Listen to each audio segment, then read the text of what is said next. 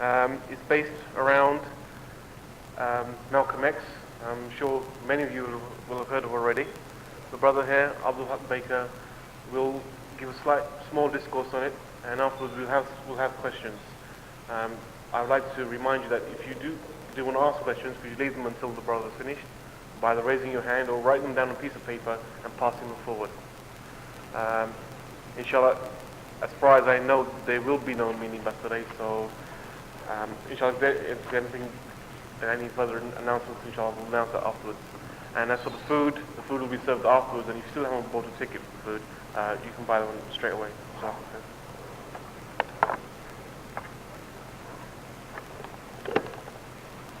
إن الحمد لله نحمده ونستعينه ونستغفره ونعوذ بالله من شرور أنفسنا وسيئات أعمالنا من يهدي الله فلا مضل له ومن يضلل فلا هادي له وأشهد أن لا إله إلا الله وحده. And I bear witness that Muhammad ibn Abdullah sallallahu alayhi wasallam is his slave and messenger. As has been introduced and as has been advertised, the talk is concerning Malcolm X, and many might be questioning the relevance of such a talk. But if we were to consider, if we look at the progressive stages of Malcolm Malik Shabazz's life, then many of the stages that we have gone through, those of us who have reverted to Islam, those of us who have been brought up as Muslims but have been exposed to the realities of the society that we are living in, those of us who have been tempted and fallen into the temptations of the society that we are living in, if we were to look at Malcolm X's life, which was not so long ago, many of us, if not all of us who are sitting here, I dare say, were not alive during that time. Some of us may have been born at that time, some of us might have been born shortly afterwards. But when we look at Malcolm's life, it is very, very significant to what is happening today. When we look at Malcolm X's life, there are many who should have learnt a lesson from his life. And I refer specifically, and we will not mince words here, we will not try and avoid speaking directly concerning the people it concerns, but people, groups, organizations akin to Nation of Islam, Ansar Allah, these people should have learnt a lesson from Malcolm X's autobiography, from the words of Malcolm X, and they should have thereafter moved forward. But what we see when we look in the States, where this movement of black Islam, as it is phrased, the black Muslims, and we use the term black in inverted commas, that movement is still going very strong. That movement is still deceiving people. That movement is still making an impression amongst many indigenous peoples the world over. And the sad reality of this movement in the States is that it has nothing whatsoever to do with true Islam. It has nothing whatsoever to do with submission to Allah. What it has to do with is racism, an extreme form of racism. We've heard of white supremacy, and we know its reality. This is black supremacy, what this group, organization are propagating in the States. And this is not a talk to refute them, but I'm starting this brief refutation so that when we go through Malcolm's life, we have to compartmentalize it. We have to look at the stages that he went through to understand what happened to him at the very end before he was assassinated. When we go through this discourse, and I hope there's enough time, there's so many pointers that I want to refer to. I intend to use largely what Malcolm has said himself and try not to colour it or taint it in any way. And then as I use the terms and what he was talking about, and we go through his thought processes which were filtered into the biographies, particularly the one by Alex Haley, when we look at his thought processes, maybe we should reflect them upon ourselves and ask, have we gone through these stages? Are we going through these stages? With regards to black nationalism, was Malcolm a black nationalist at some stage? And the answer to that is yes. When he came, just as he was coming out of prison, he thought he had embraced true Islam. He honestly thought it was Islam he was practicing. But it was clearly something alien to that. But he was in ignorance of that at the time. So those of us who read, yes, when Elijah Muhammad was sending him messages in prison and such like, know for a reality that that was not Islam that he had come to. Not even a brand of Islam, but one who is ignorant of the truth will believe something that appears by name to be similar to be that very truth. Proof of this nationalism to which he had clung to coming out of prison. For example, when we see with the struggle, there were many admirers of this struggle of different races. We had a white student, young white student, coming to him at the cafe that they owned and asking him, what can I do to help? Basically, what can I do to help the struggle? A sincere American white lady, what can I do to help? And he turned frankly and said to her, nothing. There's nothing you can do. She was alien to the cause that he was moving down. Now immediately there's a contradiction between him saying I was a Muslim at that time, Islam, to what his response was to this woman. Islam means total submission to Allah, and it knows no boundaries, it knows no racial barriers, and yet he distinguished in this way. He also told us when he was giving his dawah, when he was calling to the way he believed in, for example, quoting from his biography, every time you see a white man, think about the devil you're seeing. As we go through, we are going to highlight what Islam is, what Malcolm was upon, the parallels that were run there, and how he eventually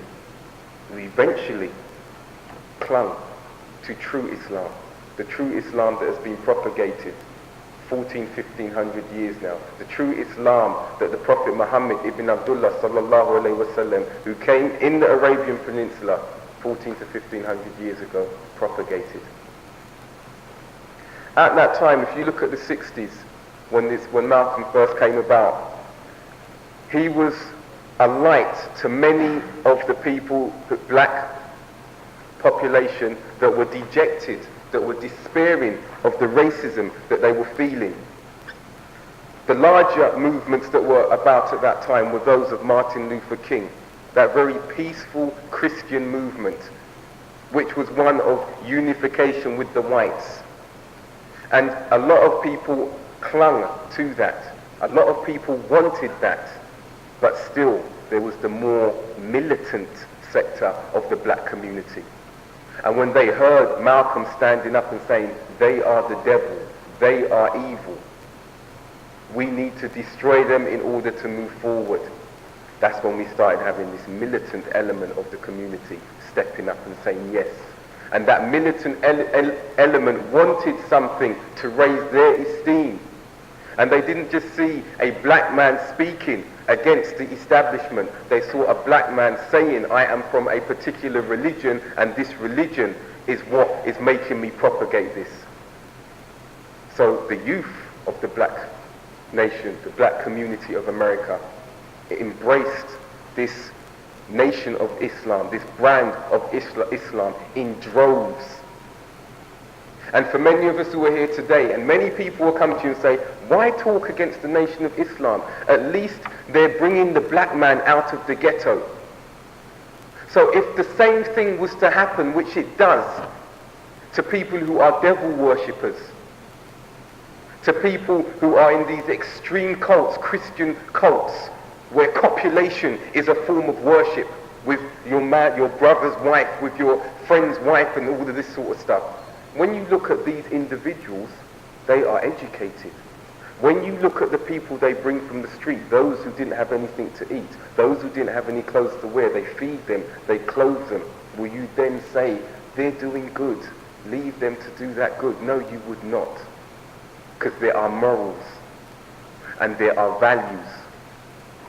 And the morals that are instilled in every society differs. But the morals that are instilled in a divine sense are universal for all time.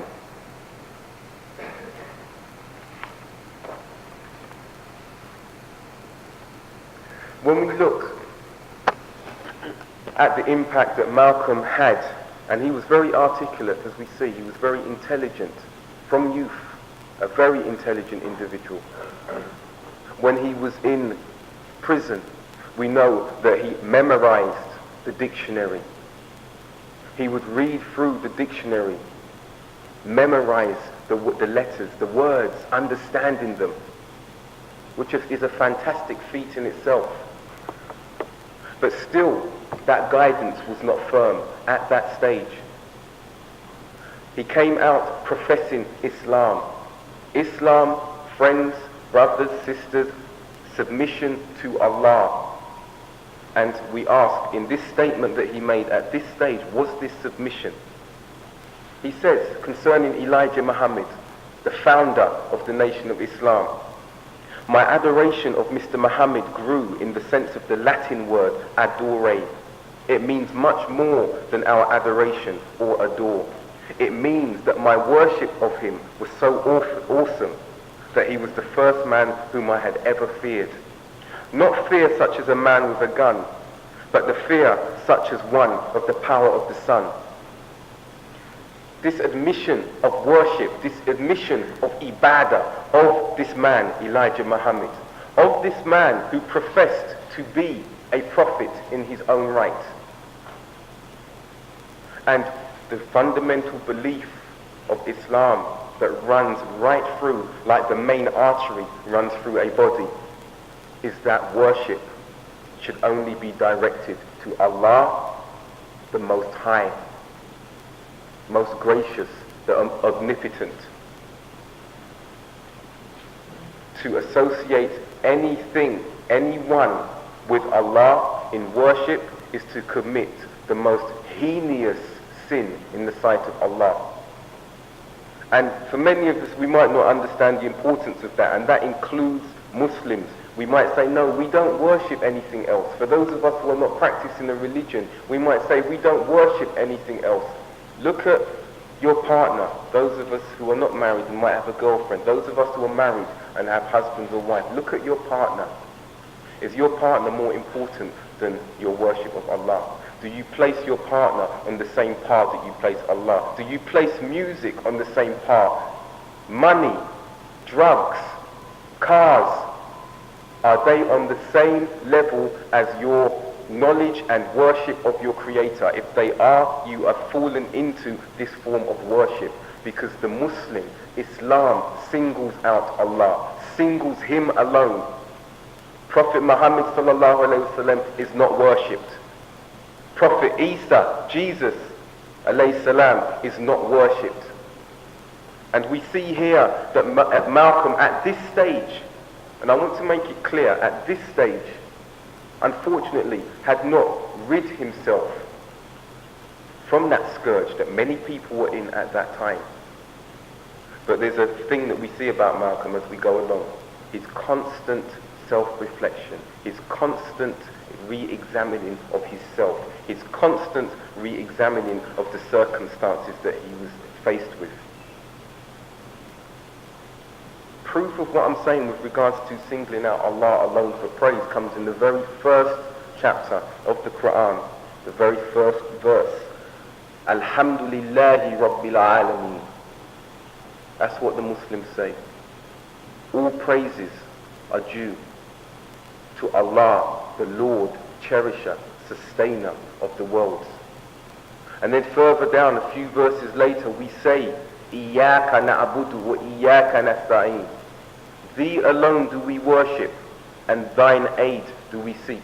So for those who were saying, no, Nation of Islam have got it, or had it at that time, we see already that there was no admonition to Malcolm at this stage. No, Malcolm, don't worship me. I'm just an aspect of Allah's creation. I'm just an aspect of the Creator's works. Worship Him. That worship of Elijah Muhammad was encouraged by rewards, by prominence.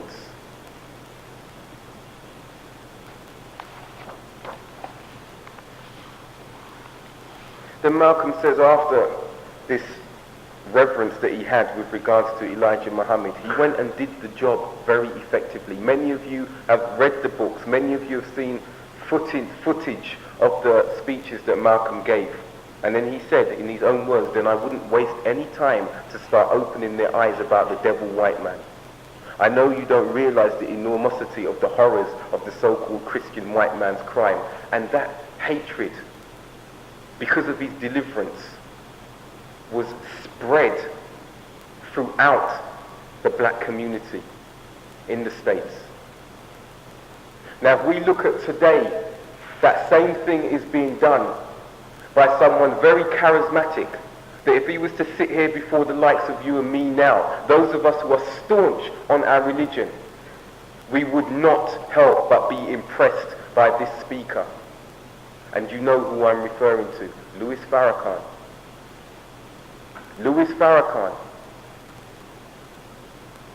one of those who was just a student at the time of Malcolm X, and the prominence he's raised to now. And what he is doing is stabbing at the hearts of the people who are most affected.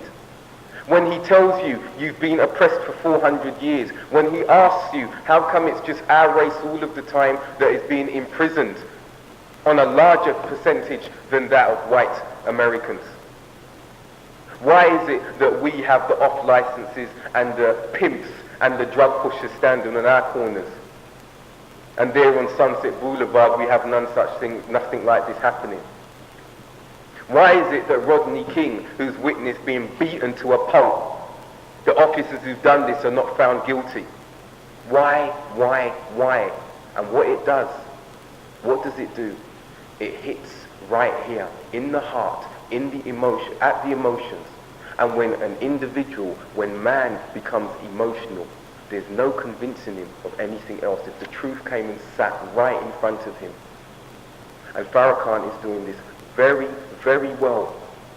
And Farrakhan has not learned the lessons of what happened to Malcolm X and the change that happened to Malcolm X. Farrakhan hasn't learned this. Black America hasn't learned this. Internationally, we haven't learned this. To such an extent that today, you have the socialists saying, Malcolm died a socialist. Malcolm died a Marxist. Malcolm died a black nationalist. And this autobiography has been sitting here for I don't know how long.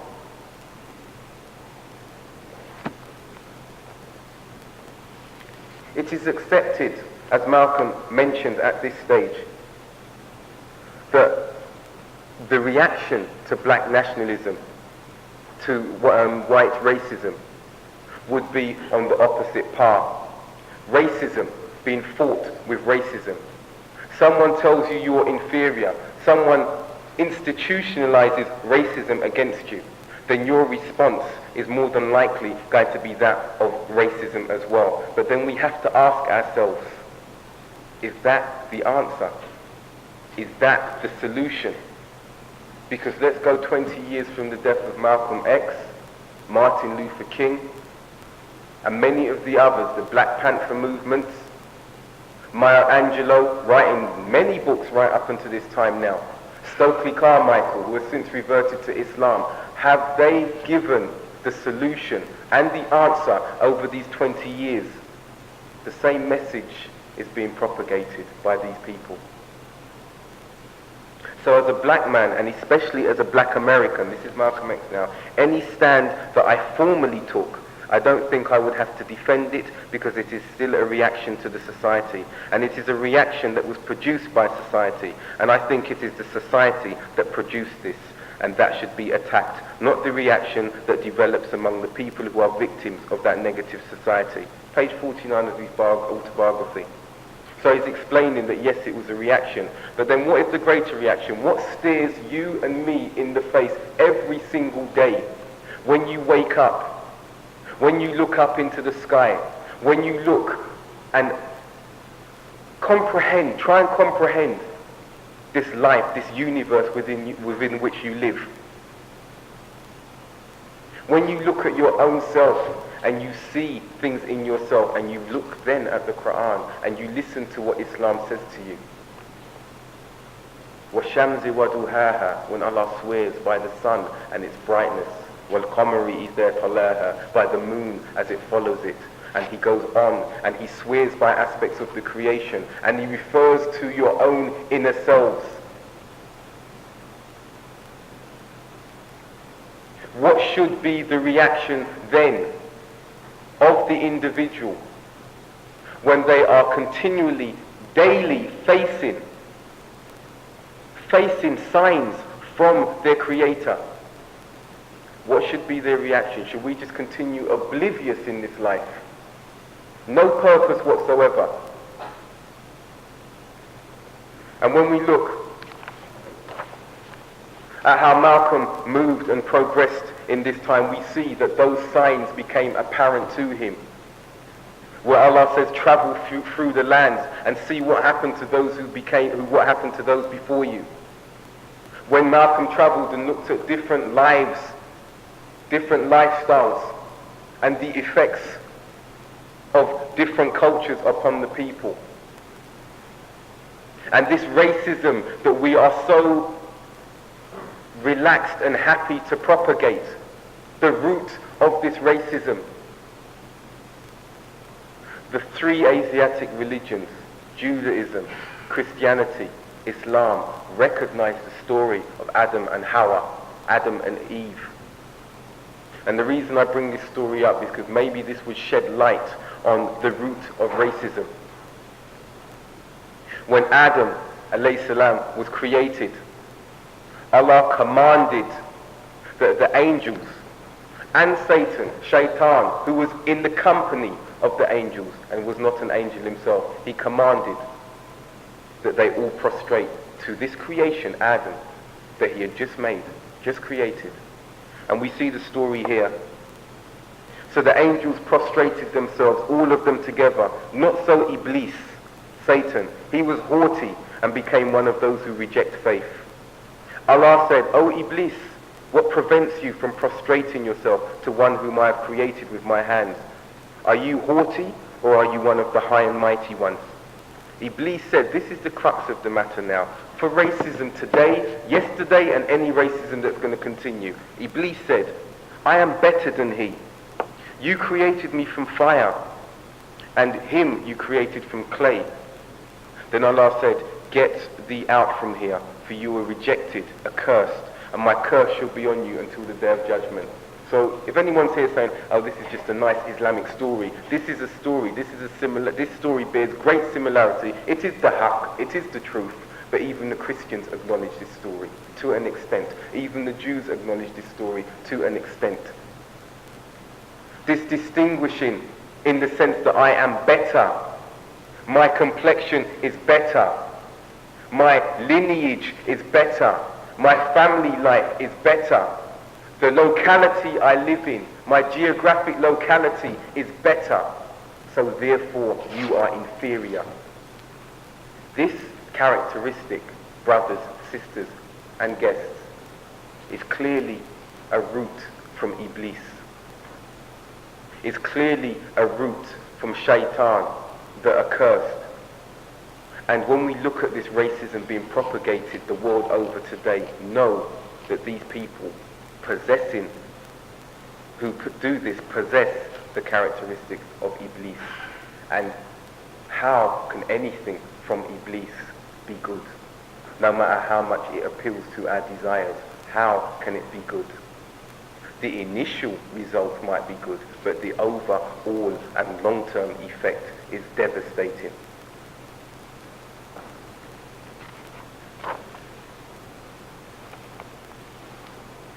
When you look at the initial stage, and I've deliberately avoided going through that, the initial era of Malcolm X's life, from when his father was killed and his mum was sent off to a mental hospital and such like, he grew and became accustomed to the street in every sense of the word, more than maybe any one of us here. Many of us have different experiences in that regard. And it was at the point of being imprisoned that that change came about. Only at that point did that change come about.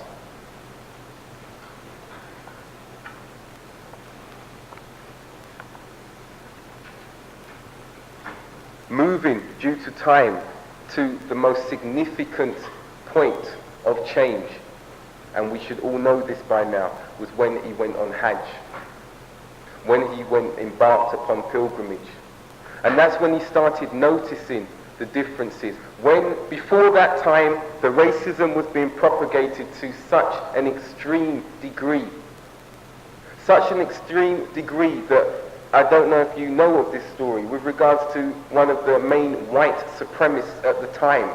They even spoke, I think, via telephone or via correspondence, because this white supremacist loved what he was propagating.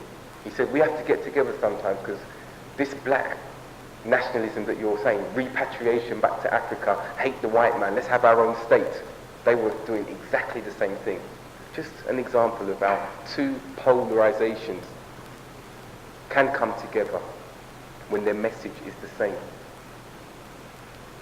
So up until that point, we see that message continued. And Malcolm says himself, as he was going through, this is well before he died, my whole life has been a chronology of changes. A chronology of changes. And we look at that statement in itself. Chronological order, we know, makes sense. But those who want to take the first part of the book, those people who want to refer to the first 2/3 of Malcolm's life when he was in the forum of dawah, calling people to black nationalism or Islam, they use that part. But the most significant aspect of his life were the last 2/3, the remaining part, from the point of embarking upon pilgrimage right up until his death. I think that everyone sitting here now would like to be known when we die that we are looked upon the latter part of our life and what we are upon, unless we have gone astray, unless we have become insane, unless we have become crippled. Looking at everyone here, if I was to decide that I wanted to look at you and only take the time when you were 12, 13, 14 years old, when we were just snotty little teenagers and didn't know too much, I don't think many of us would be very happy with that. Malcolm says here, he embarks on his journey. My brother Muslim, who could speak enough German, this is when he was going via Germany to get by, would explain that we were Muslims. And I saw something I had already experienced when I was looked upon as a Muslim and not as a Negro right in America. People seeing you as a Muslim saw you as a human being, and they had a different look, different talk, everything. How many Muslims have experienced that? How many people who've reverted, or how many of you who have not been practicing Islam too much, you go and you deal with your daily life, and the people look upon you, one, your appearance, the physical appearance, your color, is one of the first characteristics, first things that are looked at, and you are treated according to that.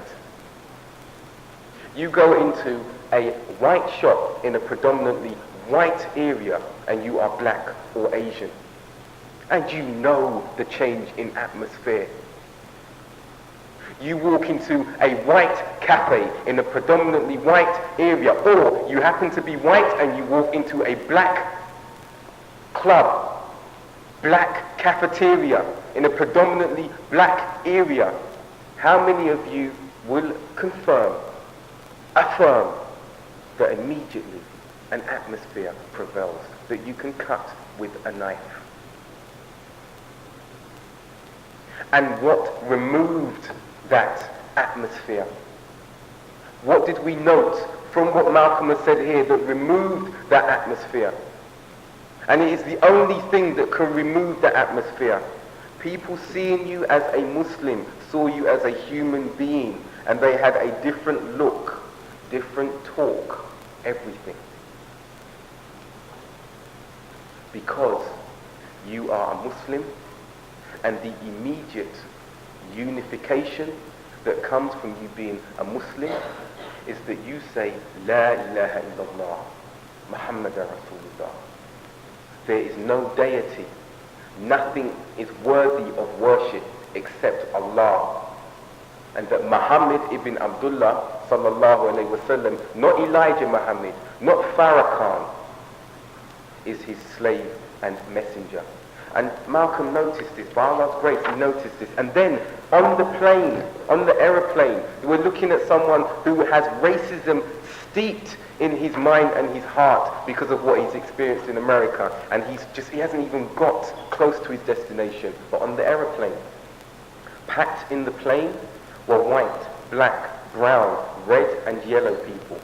Blue eyes and blonde hair and my kinky red hair, all together brothers, all honoring the same God, Allah, all in turn giving equal honor to each other. This should start having an impact on those of us who wanted to view and have viewed Malcolm in a way that is distanced from religion. Blue eyes and blonde hair and my kinky red hair, all together brothers. No discrimination of color.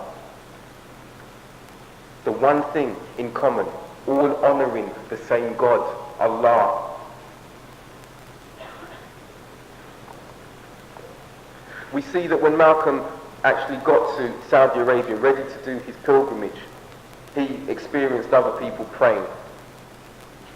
This is a poignant factor here that we have to consider. Nation of Islam, propagating, we are Muslims, we're black Muslims, we've come to liberate the black man. Put on your dicky bow tie and white shirt and your black suit and pray, and pray, and pray. The prayer being so akin to the way the Christians and other people pray. He didn't even know how to pray. And the reason why this is important for those of us who don't understand, prayer is the second pillar of Islam. And all of us who have come to Islam, and those of us who have children who hit the age of 7 years old, are teaching or are learning to pray. Every Muslim, no matter how far off track he is, knows the importance of prayer. Prayer is the very first thing that our Creator will examine on the Day of Judgment. The very first thing. And Nation of Islam had not even taught Malcolm to pray.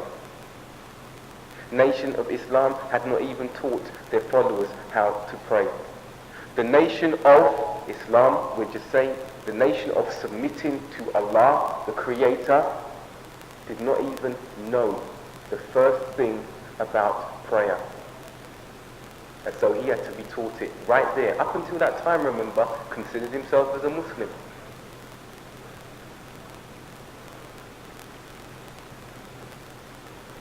Malcolm went on to say, there, right there, on the pilgrimage, everything about the pilgrimage atmosphere accented the oneness of man and the one God. Everything about this pilgrimage. He went on to say, the colour blindness of the Muslim world's religious society and the colour blindness of the Muslim world's human society, these two influences had each day been making a greater impact and an increasing persuasion against my previous way of thinking. He was exposed to true Islam. The frightening thing is how many of us today have been exposed to true Islam and our hearts do not even respond. How many of us as Muslims are exposed? We read the Arabic text of the Qur'an, which tells us about the Day of Judgment, that tremendous day when Allah will come, the angels descending rank upon rank, when the hellfire will be dragged by 70,000 angels on 70,000 bridles, when paradise will be close at hand for those who submitted to Allah. And these verses of the Qur'an do not even affect us. Continuing with what Malcolm said, there were tens of thousands of pilgrims from all over the world. They were of all colours, from blue-eyed blondes to black-skinned Africans. But we were all participating in the same ritual, displaying the spirit of unity and brotherhood that my experiences in America had led me to believe could never exist between the white and the non-white. America needs to understand Islam because this is the one religion that erases from its society the race problem. Continuing what he's saying, we were truly all the same brothers because their belief in one God had removed the white from their minds, the white from their behavior, and the white from their attitudes. Has Islam moved the blackness from our minds, the blackness from our behavior and our attitudes? Has Islam removed the Asianness from our minds, the Asianness of our culture? Has it removed it? We need to go away questioning that. This man who was living in a time of filth, the 60s, the swinging 60s, where contraceptives were then mastered and the women and the men could copulate without worrying about falling pregnant. When diseases such as syphilis were rife, when political movements were then picking up the gun to make their point. And yet he travelled to where the holy shrine is, two of the holiest shrines on the face of this earth, Mecca, Medina, but referring specifically to Mecca. And he realized this. And if any of you are to go there today, even today, you will acknowledge this. You will acknowledge that factor that yes, truly there is one God, Allah, and truly this religion is for mankind. That truly this religion is not just a religion, it is a deen, it is a way of life, right down to how we eat, right down to the way we sleep.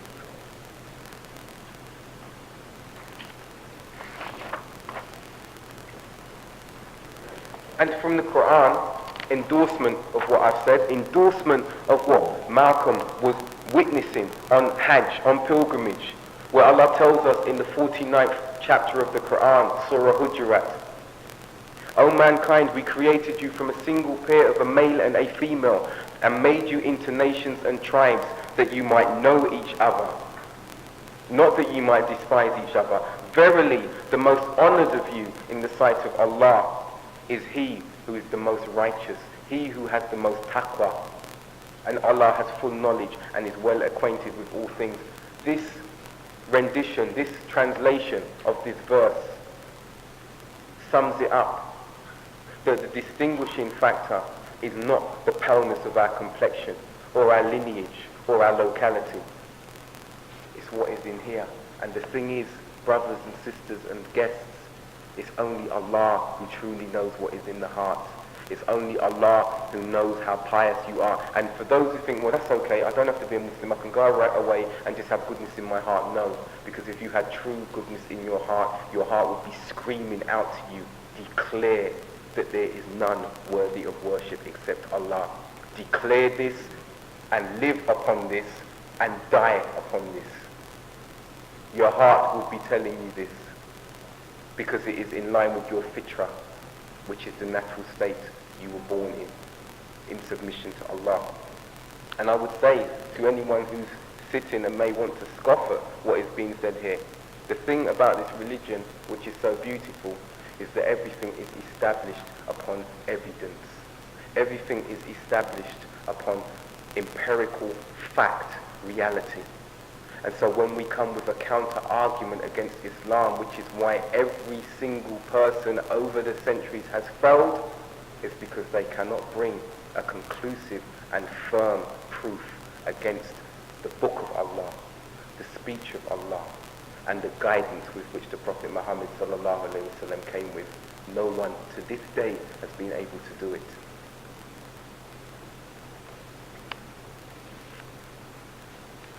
Another verse from the 35th surah, the 35th chapter of the Qur'an, where Allah says, "See you not that Allah sends down rain from the sky?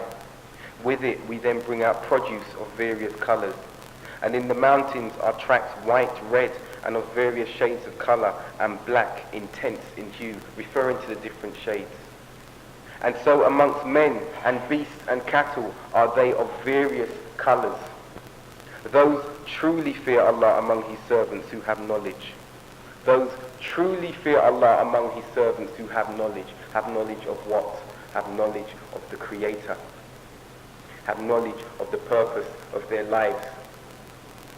And one of the haughtiest things that have come about today, one of the pillars, pinnacles of disbelief and arrogance, is that belief that wasn't around centuries ago, that belief of atheism. Man has become so proud, so arrogant, that he even denies there is a creator. He denies this. And when you go back centuries ago, this is a recent concept that there is no God. Pharaoh in his arrogance, one of the worst of creation, who pursued Musa alayhi salam, was so arrogant because of the wealth and power that he had, that he said, build me a building so that I can go up it and gaze upon the God of Moses and Harun. This was the arrogance of Pharaoh. Yet he didn't deny that he existed in that statement. And he was arrogant enough to say to his chiefs, when they realized that Moses was truly a messenger of Allah, "What, I am your deity. You're taking another deity other than me." But we see the destruction that was put upon Musa alayhi salam. And at the point of destruction, at the point of drowning, the sea which had been parted, which is not a whimsical story, it is a reality, caved in upon him. And as the water was drowning him and his hosts, that's when he tried to declare the belief then, "I believe in the God of Musa and Harun," but it was too late. And Allah again with a sign tells us in the 10th surah, the 10th chapter of this Qur'an, verse 92, said to Pharaoh at the point of destruction, "This day I will preserve you in your body as a sign to mankind." And how many of us have heeded that sign? Go to Egypt, go to Cairo. 1898, look in the history books. Body of Ramesses II discovered. Not the Muslims, the non-Muslims, the historians, the theologists. This was the same Pharaoh that existed at the time of Moses. The salt is still present on his body. The examination of this corpse showed he died from a massive heart attack. Preserved in his body for a sign for you and me. But yet, we don't want to heed those signs. Yet, we don't want to acknowledge the deity that created the likes of you and me. Yet, we do not want to acknowledge the very purpose for what we were created. Do we know that? Do we know? Ask yourself, what's the reason for your creation? Your clothes, look at all of us, everyone dressed accordingly. And many of us have heard this. Our jackets, our shoes, our hats, our hijabs, all serving a purpose. Because if they didn't serve the purpose for which they were made, we wouldn't be wearing them. What is your purpose? And Allah tells us clearly, English rendition, "I have not created jinn nor mankind or jinn, except for my worship." That is the purpose. Those of us who didn't know this beforehand, isn't it embarrassing that the very garments that we are wearing, which are dead, serve more of a daily purpose than we do? Our garments. And we are alive, and we have intellect, and we have faculties of reasoning, and we have eyes with which to see and ears with which to hear. But we see here But Allah is telling us, don't distinguish between one another because of color. Don't distinguish because of color. The one who has submitted to Allah is the one who has removed himself from that schism, that black hole. The one who practices that declaration is far removed from this racism and has no trace of it, or should have no trace of it in their hearts. The reality, unfortunately, is that there are many Muslims who have this racism within them. We see that Malcolm changed his name, and in Islam it's not an obligation that you change your name unless the previous name, the name that is nothing to do with Islam, is something, a derogatory name, or is something like slave of the table, when it should only be a slave of one of the attributes of Allah. Abdul-Haq means slave, servant of the truth. Haq is an attribute of Allah. Abdul-Malik, Malik, king, master, slave of the master. Then we have sisters called Amatullah, female slave of Allah. Jamila, beautiful. Malcolm changed his name to Malik Shabazz al-Hajj. There are among men those who purchase idle tales without knowledge or meaning to mislead men from the path of Allah and throw ridicule on the path. For such there will be a humiliating chastisement. And a final statement here from Allah, the English rendition being, when our signs are rehearsed to such a one, he turns away in arrogance as if he heard them not, as if there were deafness in both his ears, announced to him a grievous chastisement. This is not a threat from myself. The point I'm trying to make here is how many of us are truthfully examining and absorbing what we are hearing. How many of us truthfully absorb and examine the effects of what is happening in this world to us? How many of us are really searching to find the reality and reason why we are here? Because it's staring every single one of us in the face.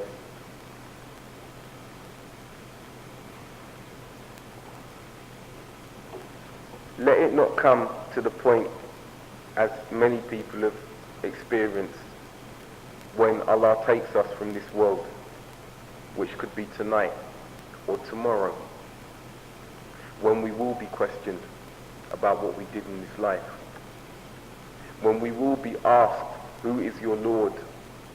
The disbelievers won't be able to answer. They will say, alas, alas, I do not know.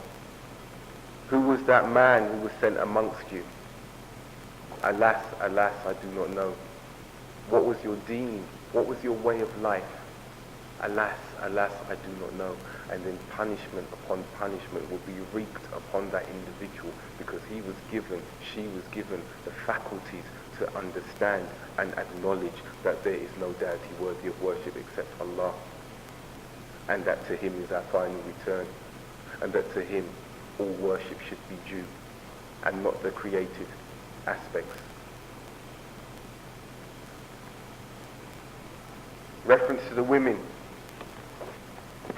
Malcolm's observations when he was traveling between the Muslim women and those women who lived in Muslim lands but had been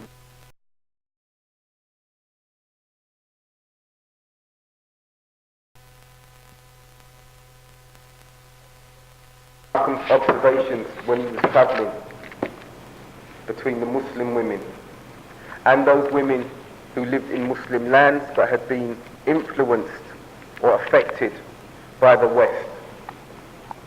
And he says here, in the Holy Land there had been very modest, very feminine Arabian women. And there was this sudden contrast. This is when he went from there to Lebanon. There was this sudden contrast of the half French, half Arab Lebanese women who projected in their dress and street manners more liberty, more boldness. I saw clearly the obvious European influence upon the Lebanese culture. It showed me how any country's moral strength or its moral weakness is quickly measurable by the street attire and attitude of its women, especially its young women. Wherever the spiritual values have been submerged, if not destroyed, by an emphasis upon the material things, invariably the women reflect it. Witness the women, both young and old, in America, where scarcely any moral values are left. This is someone who has looked at a different society and culture. This is someone who came from a society where the women and the men were immoral. And notice, he observed immediately, and it's not just the Arabian women, it's the Muslim women, the modesty, the humility, the bashfulness, shyness, the femininity of the woman. The femininity, and that is a strength within itself. The weakness of the woman is the ones who try to do the opposite. The ones who want to become more manly. I want what a man's got. The femininity of the Muslim woman was noticed by Malcolm. And when you look today at the problems this society and most of the societies are facing, and these conventions that they held in Egypt and in, I think, Tokyo or China, wherever it was held recently, what are they trying to do? In this hemisphere, in the West, they're saying to the women, because their population is dropping, go back home, have children. And then they're going to the land, Africa, the Middle East, the Indian subcontinent, and they're telling them, no, we will help you, we will give you money, we will give you education. Get out there and work. It's this society that is propagating these two opposites. And when we look at this very society, and when you look at the mental illness amongst man and women, and the obscuring of roles, the woman has become more like the man in that she's taking on tasks and roles of men. And she thinks that when she gets this, it means she's liberated.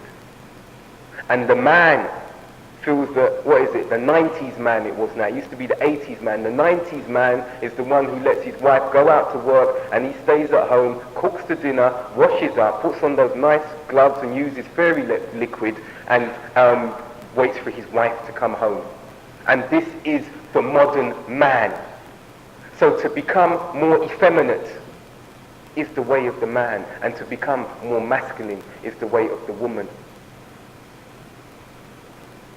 And when you look at it, it is against the roles and nature of man and woman. And Malcolm realized this. I have to emphasize this again for those who it's gone out of their heads. In the Holy Land, in Mecca, there had been very modest, very feminine Arabian women. And there was this sudden contrast of half French, half Arab Lebanese women. But the stark thing, I saw clearly the obvious European influence upon the Lebanese culture. It showed me how any country's moral strength or its weakness is quickly measurable by the street attire and attitude of its women, especially its young women. Wherever the spiritual values have been submerged, if not destroyed, by an emphasis upon the material things, invariably the women reflect it. Go on the streets of London today and you will see women almost naked. And when you say to them, why are you dressing like that? It's my prerogative, I do what I want to. I'm expressing myself. So when the man who walks by gives a little pinch and the other one whistles and crashes his car and everyone stops and says, all right, darling, and you get offended. The woman gets offended. She gets haughty, starts tutting. You're barbaric. You animal. And the man says, well, it's my prerogative, I do what I want to as well. You're displaying your beauty, and I'm admiring it.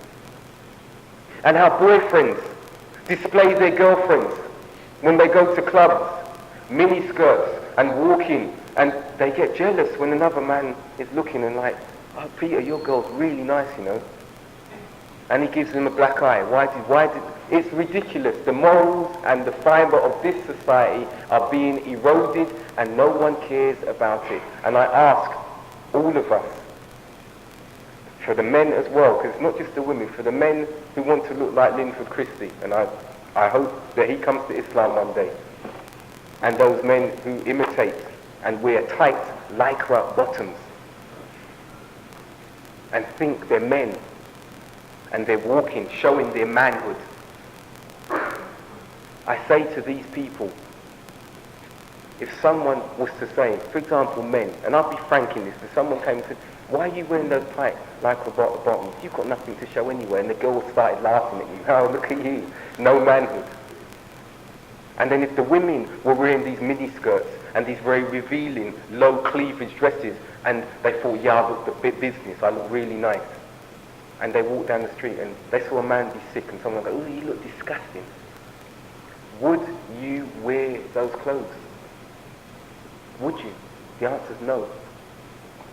So you're not dressing to express yourself, you're dressing to entice and advertise to the opposite sex.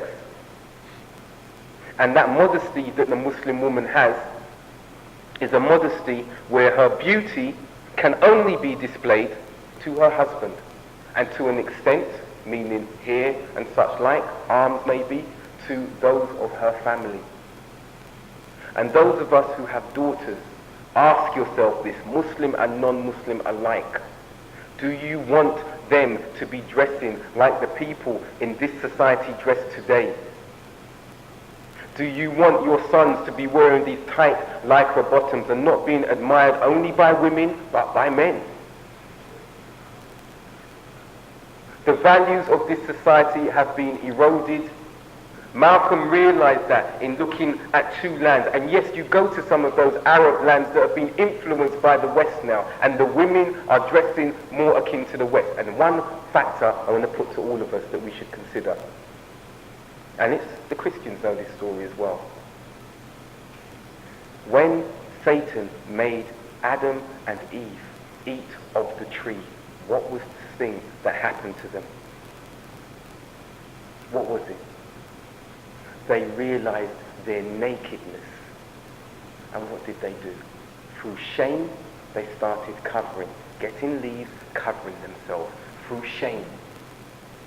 So how can you walk naked down the streets and say, it's my prerogative, I do what I want, and I'm expressing myself, when that is the very thing that Shaitan, the devil, Iblis, got the first woman, the first man to do.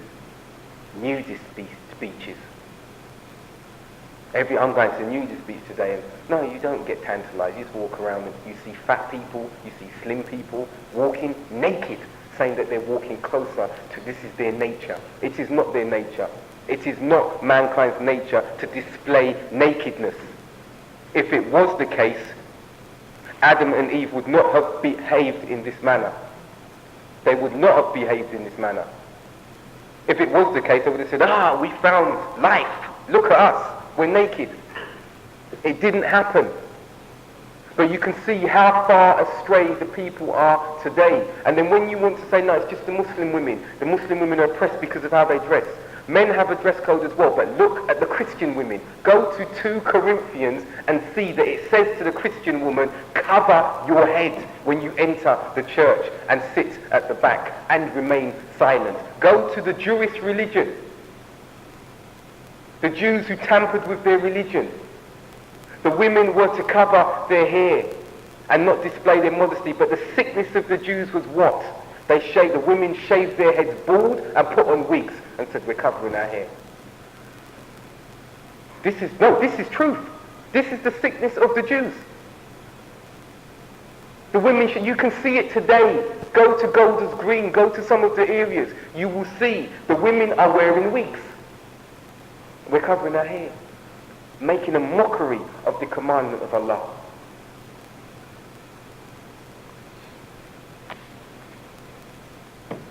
Allah tells us in the Qur'an, Surah An-Nisa, on that point, Surah An-Nisa, chapter An-Nisa, names a chapter after the women. For those of us who have this misconception that the women are oppressed. The chapter entitled The Women, Allah tells us in verse 19, the English rendition, O ye who believe, you are forbidden to inherit women against their will, nor should you treat them with harshness, that you might take away part of the dawah, the gift you give them at the time of marriage. The Muslim woman maintains her surname. If her surname is Smith or whatever, when she marries her husband, she maintains it. Why? Because she is not the property of her husband. The reason why in this society the woman whose name was Jones then becomes Mrs. Smith after her husband is because it is significant that her husband owns her. That is the reason for this law. And in Islam, the woman, her name remains intact. It never changes. And then we have Muslims coming over here, I want to change my name to my husband's name, such and such, so it can show that we're together. Nonsense. This is not a talk about the women's rights or anything like this, but for that, and brothers as well, if we were to know, including myself, and if we were to afford the rights that the women have, there is no religion, way of life that has existed or will ever exist that affords to the women what Islam affords to the women. And I don't even need to ask the Muslim sisters that, because they will all verify that 100%. That's why they're there.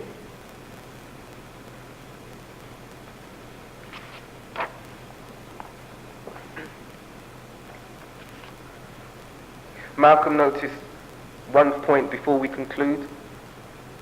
He was saying here after, and he did take his Shahada properly in the Arabian Peninsula. He said, here in race-torn America, I am convinced that the capital Islamic religion is desperately needed, particularly by the American black man. The black man needs to reflect that he has been America's most fervent Christian, and where has it gotten him?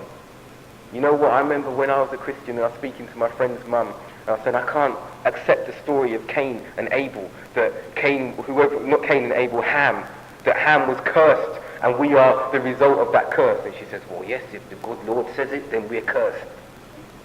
As a black people, I was supposed to appreciate that the Christianity I was practicing, I was cursed, and the color of my skin was signification of that curse. You do not find that anywhere in the Qur'an or the Sunnah, the traditions of the Prophet Muhammad sallallahu alaihi wasallam. And you see from the practice, and you see from the people who came to Islam, that there was no racial discrimination. Black people, yes, most definitely were the most fervent Christians, to the extent that they talked nonsense, gibberish, to the extent they were fervent that you could go to many apostolic and different churches, Baptist churches. Go to, for those of us who've done it, Muslims are not permitted to do this. Go to some of the churches like I did. I went to Roman Catholic, I went to Apostolic, I went to Baptist. Go to these churches, go to the more white-dominated churches, and everything's pristine and proper. Collars up, singing, as they would say, angelic. Everything's prim and proper. If they don't drop coins into the box because people are looking, they put notes in. And then go to a predominantly black church, and what do you see? You see a drum kit in the back, guitar. You see the people swaying. I remember when I went to church, and to be frank, I saw the friend who was Christian practicing a dance step. And this is not a lie. No, he said to me, he's going to practice a dance step. And he was there just dropping this move in the back, the church and everything. Jesus, Jesus. And then you go further than that. You'll see people throw themselves on the floor saying the Spirit has taken them. You'll see them rolling about. I don't know if they've got to the stage where people spin on their head, and I'm not insulting them, but I'm saying you know the reality of these churches, and it's right. The black man needs to reflect that he has been America's most fervent Christian. Very fervent. The man speaks, and you hear the crowd, preach it. The man wipes a tear from his eye, or yes, wipe that sweat, preacher. and then go to a white church and you won't see none of that. So now, the black man of America, really, if they're going to look at the reality, and instead of listening to the beautiful, enticing speech of Farrakhan, because Allah tells us that verily there are some whose forms of speech will dazzle thee. Instead of listening to this dazzlement that only affects the emotions, it doesn't affect the intellect, maybe they should reflect and read something of intellect, and more importantly than that, pick up something here that will hit them intellectually, spiritually, in every aspect, and then become fervent on the deen of Allah, on the religion of Allah, like we see the Sahaba, the companions of the Prophet Muhammad sallallahu alaihi wasallam. When they came out of darkness into light, they became utmost in the religion, to the extent that no generation has or ever will walk the earth like they did. And to conclude, a few more quotes from Malcolm. He says here, as the Christian crusade once went east, now the Islamic crusade is now going west. With the East, Asia closed to Christianity, with Africa rapidly being converted to Islam, with Europe rapidly becoming un-Christian. Generally today, it is accepted that the Christian civilization of America, which is propping up what the white races around the world, is Christianity's remaining strongest bastion. The fact, signification of his change, endorsement that he wasn't a black nationalist any longer, that he wasn't a Marxist, a socialist, or anything with an ism on the end of it. He said here, one of the major troubles that I was having in building the organization that I wanted, an all-black organization, whose ultimate objective was to create a society in which there could exist honest, white, black brotherhood, was that my earlier image, my so-called black Muslim image, kept blocking me. I was trying to gradually reshape that image. This is right towards the end of his life. This statement is clear in itself. It doesn't even need any further elaboration upon it. This person who was following him when he was in Africa, he had the CIA or some such organization had appointed someone to keep an eye on him, and he was so obvious that Malcolm basically introduced himself to him. And he told this person, I told him that the Islam I believed in now was the Islam which was taught in Mecca, that there was no God but Allah, and that Muhammad ibn Abdullah, who lived in the holy city of Mecca 1400 years ago, was the last messenger of Allah. This is what Malcolm told this person. This is what Malcolm died upon. When he was assassinated, he did not recant this belief. And one thing that I think even the non-Muslims may be clear on, and we say inshallah as Muslims, and that was that he died a shaheed, inshallah, a martyr in Islam, because he was propagating the religion. And the final statement and reference should only go to Allah, because as we're told, the best speech is the book of Allah. And Allah tells us in Surah Ali Imran, ayat 102, the English rendition, O ye who believe, fear Allah as he should be feared, and die not except in the state of Islam, except in submission to Allah. أقول قولي هذا واستغفر الله لي ولكم سبحانك اللهم وبحمدك أشهد أن لا إله إلا أنت أستغفرك وأتوب إليك.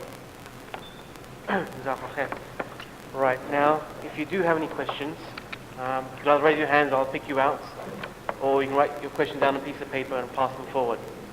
We also have Brother Jamil here, if you want to ask him questions as well, because he's also a revert, and maybe you want to pose questions to both the brothers. So, if you have any questions, let us have them now.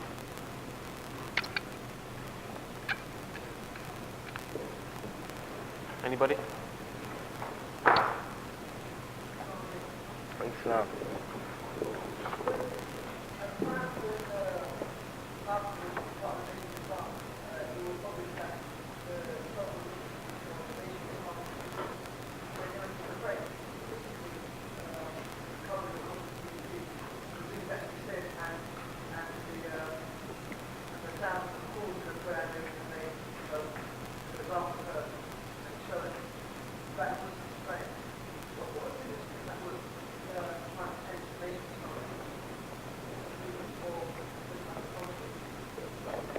brother's asking about before the Nation of Islam never used to pray, and on the news recently, when they were reporting them, the call to prayer was heard, and you could actually see these people praying. And the brother's asking, what's the significance of that? Is it a genuine change, or is it a smokescreen? And what we have to consider first and foremost is that Nation of Islam, and I'll say it emphatically clear, the people who establish this religion and the people who are propagating this religion are not Muslims, and I have no doubt about saying that. And as Muslims, we are very careful about bringing someone out of the fold of Islam. And this is not from my own aql, intellect, this is from the people of knowledge. And when we look to the Qur'an and we look at the proofs that they bring, these people are not Muslims. So therefore, any action they do whilst they're purporting to be Muslims is not getting them anywhere. And at the end of the day, these people are more akin, and awliya are allies of Iblis than they are allies of Allah. So it could be a smokescreen. It could well be it's more than likely a smokescreen, because they want to win over people. When that million-man march was done recently, many Muslims went to that. When Farrakhan came back from Hajj, and subhanallah, I don't know how he even got in there, but some of the Muslims are so fooled, like he's doing something for the black Muslims, and they don't even know his belief. When he came back from there, he gave a very big speech, and one of our brothers who's with us from America now went to that speech, and even heard, he was talking, yes, I've taken the Shahada, Islam is real, the Hajj is real, and people are like, Alhamdulillah, he's embraced true Islam. And then he went on to say, and I believe Elijah Muhammad is the messenger of Allah, and that Father Muhammad was God incarnate, he was Allah incarnate, and he went on from there. And by that time, he had captivated the people, and you still had Muslims going, yes, that's right, he's there. These people, this organization, and I say it to Muslims as well, because many non-black Muslims have come and said, but come on, he's doing a good job. He's not doing a good job. Nation of Islam is not doing a good job. It's not doing a good job, and what it's doing, and this is one of the terms of kufr, means to cover. And he's covering over the true Islam. So whatever he uses to cover over the true Islam, he might even use Islam itself to continue with the misguidance that he's preaching to the people. Any more questions? It's true, it would be possible that some of these people who came from Prophet like Muhammad and white people and their life, that they could be involved in shit. Some of the people, my brother from Friday said that he had to do his right in that conflict. Got in the air, everything was getting by that. And then Elijah Muhammad said things like, you know, like, there's no good education, and that was like, you know, biology, physics, come out with things like this, and Malcolm,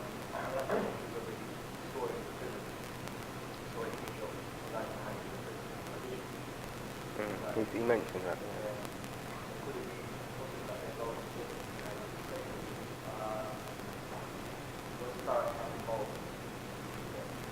Right, twofold question from the brother asking about the likes of Elijah Muhammad and Dwight York, who was also commonly known as Imam Isa, who was also commonly known as the Midnight Lover, because he had his own band and used to sing sexual lyrics and stuff like that, and he was a leader of some so-called black Muslims in America. He was asking, is it possible that these people could be involved with jinn, the spirit world, because of some of the feats that they were seen doing? And the answer is highly likely, yes, that can happen. There are people, we know people to call upon jinn to assist them. The mediums call upon jinn to assist them in their task. We know that. We know that some of these people who are on clear misguidance, like some people see an elder who they hold to be pious, floating in air on the way to Hajj and stuff like this. And it's quite likely that these people, it's highly likely. If there's a book by Ibn Taymiyyah, one of our scholars of the Salaf, his book is Awliya al-Rahman wa Awliya Shaitan. If we read that, he speaks clearly about those awliya being allies, of Allah, and the allies of Shaitan. when he speaks in that book, he gives clear examples of those who are astray. You can see those who are astray because their acts, their worship, their way is alien to what is there in the Qur'an and the Sunnah and the way of our pious predecessors. Yet they can do these amazing feats and tasks and everything. And then the criteria was to look at those who are actually allies of Allah, because you see their piety, you see their practice, you see it is firm on the Qur'an and Sunnah. You see it's firm. So these people like Dwight York and such like, yes, it's highly likely. And summoning of the jinn, we know that the result of those who do that is grievous results that happen to them at the end.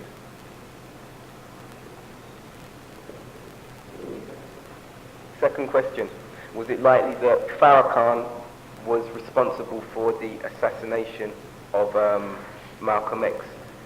And I remember when the film came out, there was another book that had come out that had done some extensive research which suggested that yes, it was the case, but without empirical fact, we can't, without firm substantiated evidence, we can't say. But it's clear it was one of the two, if not both of them.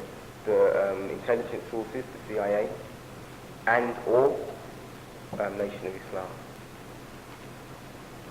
Do we have any more questions? Thanks.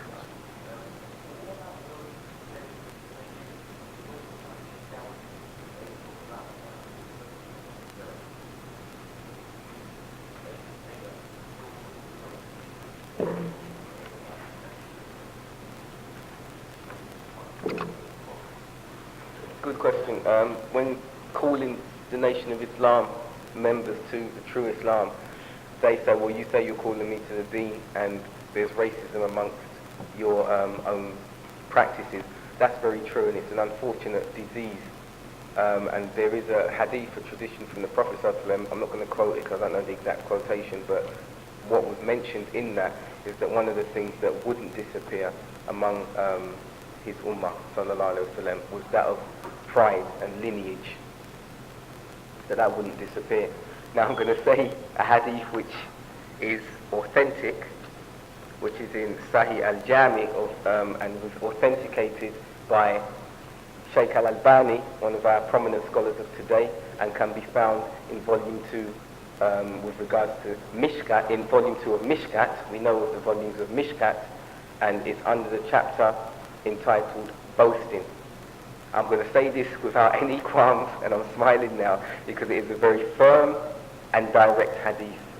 And the basic paraphrase of this hadith, and some of us know it, is that if you find one boasting of his or her lineage, the wording that was used by the Prophet sallallahu alaihi wasallam was used by the Prophet sallallahu alaihi wasallam, not me, was to tell that person to go and bite upon his father's private part and not to mince your words when you tell him this.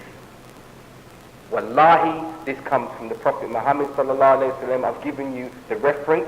That is how despicable boasting about lineages. Like you get some of the brothers, well, my dad was this sheikh and he came from here and I'm a descendant of the Prophet sallallahu alaihi wasallam. There are millions of families who say they are descendants of the Prophet sallallahu alaihi wasallam. Some of them may be true. But so much boasting, not just about those. There are some who are clearly not from that lineage. And if that's the case, it does not give them any guarantee of paradise anyway. Your lineage does not guarantee you paradise. And the Prophet ﷺ said this, to bite, tell them to bite upon the private part of their father and not to use any euphemism, not to sugarcoat it as it were, not to talk sweet and say, well, you know, you could do this. No, to tell them directly, because that's how despicable it is. And again, it is something from shaitan. I am better, I'm more noble than you, because my lineage is this, my color is this, my color is that. Any other questions? And again, I'll give you the reference so people don't walk away from me saying, Astaghfirullah, Abdul-Haq has lied on the Prophet ﷺ. Go to volume 2 of Mishkat. Mishkat, volume 2, on the chapter concerning boasting.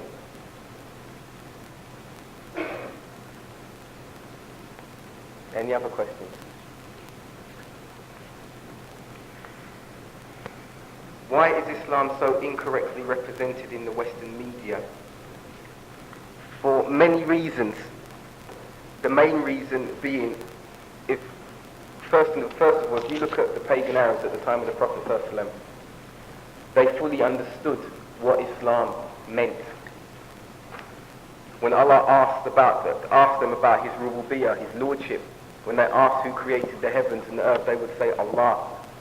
When you spoke concerning Allah's attributes, names and attributes, they would acknowledge who is the most merciful in these regards. They would acknowledge Allah. But the aspect of Tawheed that they would deny was that with regards to ibadah, with regards to worship, with regards to singling Allah alone out for worship. Because they knew that if they were to do that, the gods, the deities that they had set up would have to be removed. Their way of life would change significantly, that they were no better than the slaves that they had, that they were equal to all man who was submitting to one God. And in this society here, you know, it's clear, we've all lived through it. Russia, communism was the enemy in a big way to the West, and to such an extent that the films that we saw a Rocky film to the extent that East meets West. He goes over to Russia and beats this boxer whose brain was even muscle. Everything was East meets West, and then when the communist bloc fell, look at the rejoicing. Look at what happened in Germany. Look what happened in the communist regimes in Europe. But what happened when that went? The common enemy. They had to unite behind the common enemy, which is the real enemy, which is the one that really is going to take effect. Islam. Islam.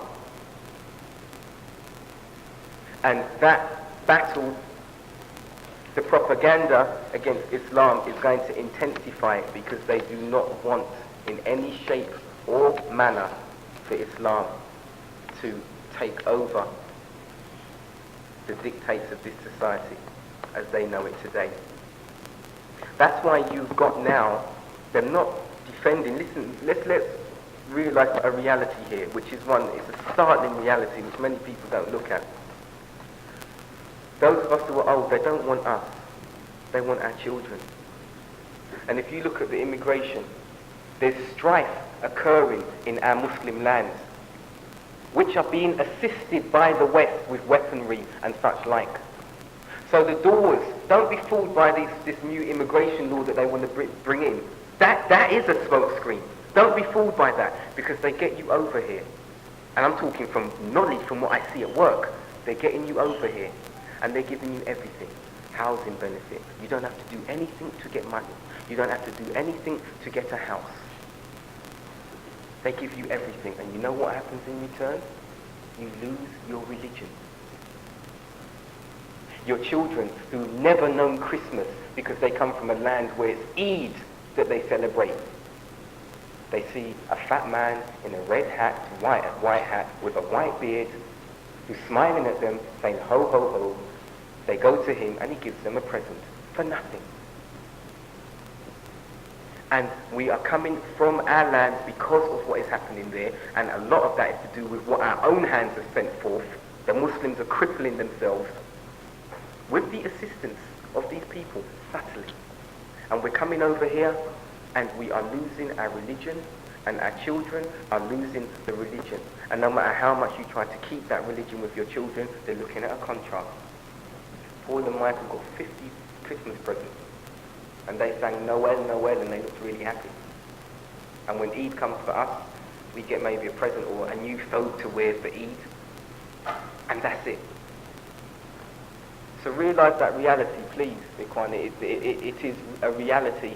And this propaganda and the way of the West, they are smart, they are cunning. But the thing is, Allah has told us about these people in the Qur'an. Allah has told us that Shaitan is an open enemy. He's told us, we know the tricks of Shaitan. But we're still falling into them. So yes, This question, which is a very apt question, it's going to intensify in the media, but it's going to become even more subtle. Even more subtle. When you look at what happened in Bosnia, for example, Muslims, that their religion had eroded away, and they were married to their neighbours and such like, and then when it intensified, it was their very neighbour that was raping and butchering them. So please, I say, as this thing with regards to the media in Islam, don't believe what they're telling you. Don't take it that, oh, these people love us. Look what they've given me. Look what they've given me. Because they're doing that to sweeten you up and destroy the fabric and destroy the core of Islam. And so be aware of that. Be prepared, be aware. Any more questions?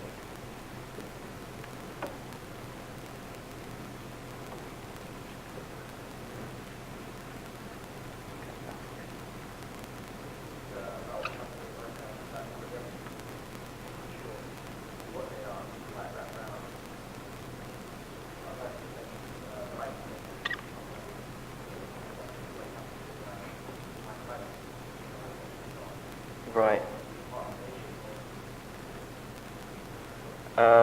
Brothers asking concerning other people in America, like someone called Rat Brown. I don't know the status of his Islam. He's a very popular character in the 60s and 70s. I heard he comes to Islam. I don't know what type of Islam he's practicing. With regards to Mike Tyson, initially I understood that he'd embraced the proper Islam, but unfortunately the reports that I've got, I don't know how authentic they are, is that he's now within the fold of the Nation of Islam, hence you see in the bodyguards with him often. With regards to the group, the 5 percenters, that is a group that was started in the 1920s, where, if I can remember rightly, the 5% is that 5% of the nation, the black nation, the people, are the ones who are the most spiritual. 5%ers believe that I, self, Lord and Master is what Islam stands for. So basically they say that you shouldn't be prostrating your head to the ground, and if they came and stood before you, you'd be worshipping them because they are Allah. I, self, Lord and Master. Have you ever heard such nonsense in your life? So that's the belief of the 5%ers in that regard. And what I'd say, the Orthodox Muslims in America are there, and they are very, very strong. Very strong. So don't be impressed when you read these things about these so-called Muslims in America. Don't be impressed by them and don't be fooled by them. And you know what the litmus test is. You know what the criteria is. If they're upon the Qur'an and the Sunnah with the understanding of the three generations, Salaf as-Salih, which is the term that is used, then know that these people are the ones who are upon truth. Inshallah. And with that, I think we'll conclude. If I've offended anyone, I haven't intended to. If I've upset someone, I haven't intended to.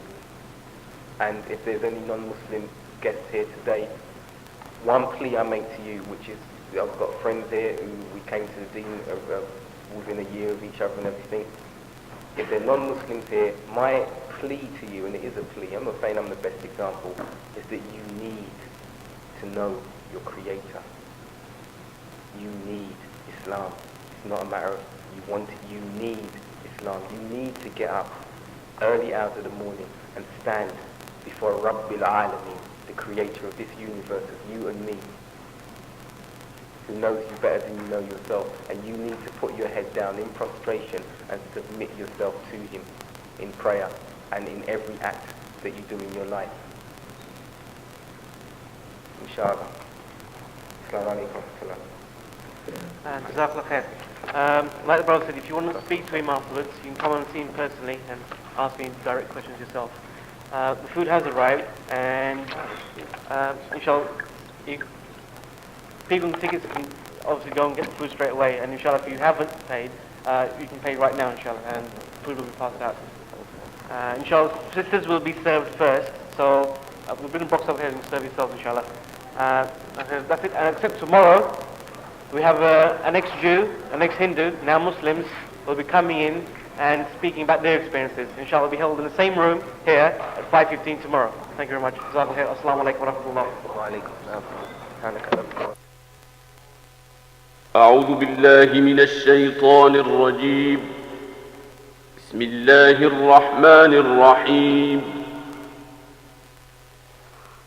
واذكر في الكتاب مريم إذ انتبذت من أهلها مكانا شرقيا فاتخذت من دونهم حجابا فأرسلنا إليها روحنا فتمثل لها بشرا سويا قالت إني أعوذ بالرحمن منك إن كنت تقيا قال إنما أنا رسول ربك لأهب لك غلاما زكيا قالت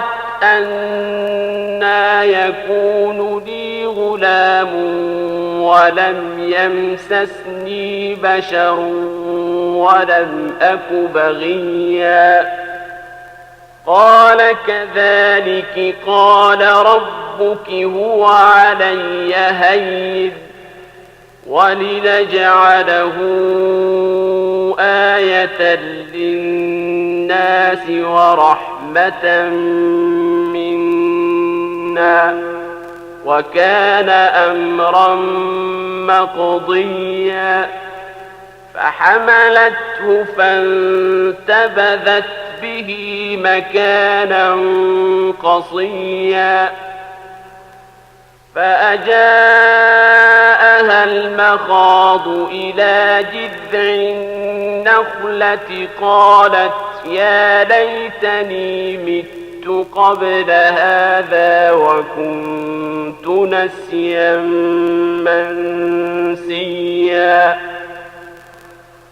فناداها من تحتها ألا تحزني قد جعل ربك تحتك سريا وهزي إليك بجذع النخلة تساقط عليك رطبا جنيا فكلي واشربي وقري عينا فإما ترين من البشر أحدا فقولي إني نذرت للرحمن صوما فلن أكلم اليوم إنسيا فأتت به قومها تحمله قالوا يا مريم لقد جئت شيئا فريا يا أخت هارون ما كان أبوك امرأ سوء وما كانت أمك بغيا فأشارت إليه قالوا كيف نكلم من كان في المهد صبيا قال إني عبد الله آتاني الكتاب وجعلني نبيا وجعلني مباركا أينما كنت وأوصاني بالصلاة والزكاة ما دمت حيا وبرا بوالدتي ولم يجعلني جبارا شقيا والسلام علي يوم ولدت ويوم أموت ويوم أبعث حيا ذلك عيسى بن مريم قول الحق الذي فيه يمترون ما كان لله أن يتخذ من ولد سبحانه